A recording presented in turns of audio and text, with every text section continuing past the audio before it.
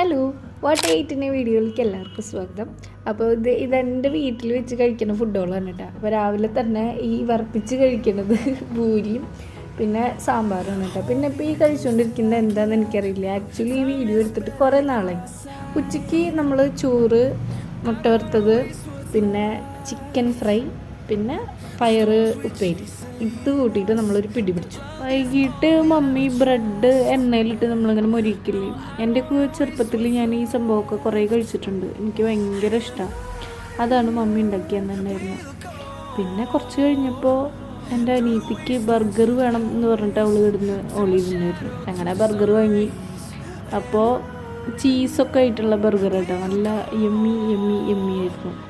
അപ്പോൾ അത് കഴിച്ച് പിന്നെ നൂൽപുട്ടും ചിക്കനുമാണ് കഴിച്ചത് നൈറ്റ്.